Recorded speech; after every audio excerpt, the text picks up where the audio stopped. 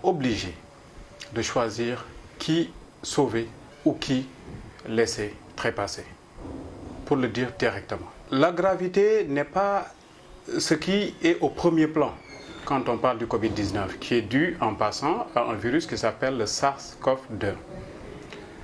Puisque Ebola est beaucoup plus grave en termes de mortalité. Ici, 80 à 85% des gens touchés vont s'en sortir sans même avoir besoin généralement d'être hospitalisés. Le problème de fond, c'est que 15% des patients touchés vont devoir être hospitalisés. Et dans les 15%, les 5% en réanimation statistiquement. 15% de 100, c'est gérable, vous me direz.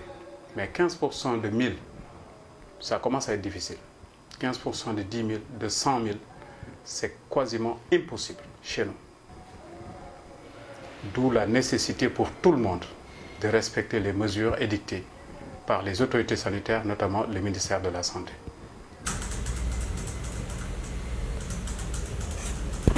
Il faudrait peut-être expliquer un peu mieux le pourquoi on demande aux gens de rester chez eux. Il ne s'agit pas seulement de rester chez soi. Ce virus se transmet de façon très rapide, donc une très grande contagiosité. C'est ça sa particularité. La transmission se fait sous forme de gouttelettes lorsque la personne touchée tousse ou bien lorsque cette personne éternue. Si vous avez à côté quelqu'un qui n'a rien du tout, qui se retrouve à une distance proche, environ moins de 1 mètre, parce qu'on a calculé que les gouttelettes porteuses de ce virus-là, généralement, se retrouvent au sol avant d'atteindre la distance de 1 mètre. Et que le temps de contact demeure suffisant, là, on risque de contaminer son vis-à-vis. On demande aux gens de rester à la maison, pourquoi?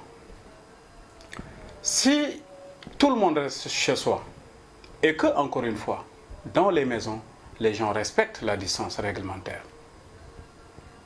Parce qu'il ne s'agit pas de rester à la maison et de faire ce qu'on veut. Quand on sait que dans certaines zones de notre pays, les gens se retrouvent à plusieurs dans une maison.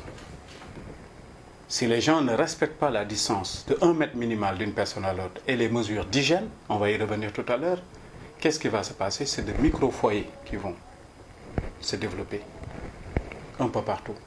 On pense avoir réglé le problème, mais c'est d'autres foyers qui vont se réveiller. Donc il faut que les gens respectent ces mesures. Si tout le monde respecte ces mesures, qu'est-ce qui va se passer? Le virus en soi se bat contre notre système immunitaire dans l'organisme. Dans la majorité des cas, c'est le système immunitaire qui gagne le combat et qui élimine le virus. Donc si tout le monde reste à la maison, qu'est-ce qui va se passer? Et qu'il respecte les distances. D'ici 14 jours, au maximum 20 jours, 1 mois, l'écrasante majorité des gens qui avaient le virus en leur organisme vont éliminer ce virus-là, sans avoir le temps de transmettre à quelqu'un d'autre.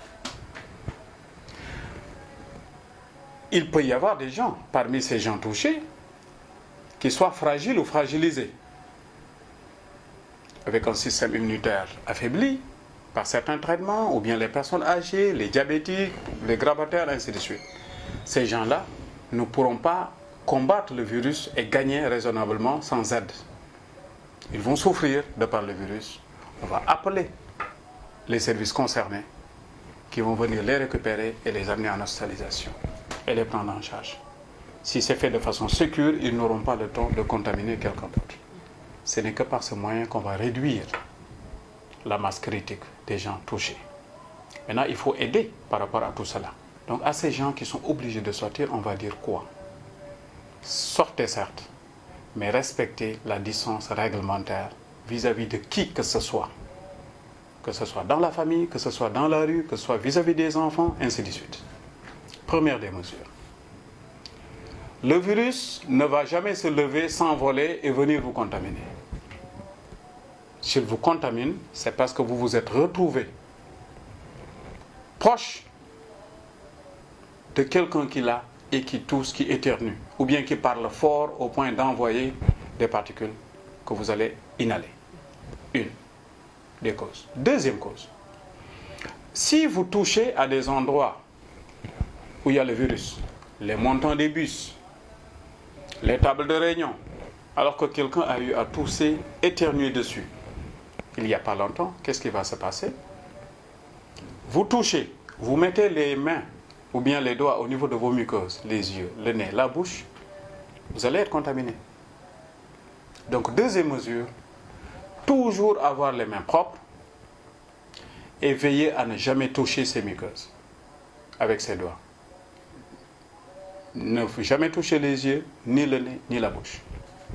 Deuxième mesure importante. Vous me direz, bon, d'accord, il faut avoir les mains propres. Comment on fait? Je vous dirai que partout où il y a de l'eau et du savon, privilégié. Ça coûte moins cher, c'est plus gérable. Mais si vous vous retrouvez dans la rue, vous vous apprêtez à rentrer dans un bus, vous avez le souci de ne pas amener des virus dans le bus, parce que tout le monde doit avoir ce souci maintenant. Vous avez la possibilité d'utiliser les gels hydroalcooliques ou solutions hydroalcooliques. C'est ça leur indication. Vous mettez un peu. Vous respectez la méthode indiquée du lavage des mains que je vais vous montrer tout à l'heure. Autre mesure importante, ne plus jamais, autant que possible, donner la main en saluant. Cette culture qui est bien nôtre, à tel point que lorsque vous ne saluez pas quelqu'un le matin, il risque de ne pas vous parler l'après-midi, il faut qu'on arrête avec ça. Au moins le temps de régler, de gagner cette guerre-là. Parce qu'il s'agit d'une guerre, comme les autorités, comme le président de la République a eu à le dire.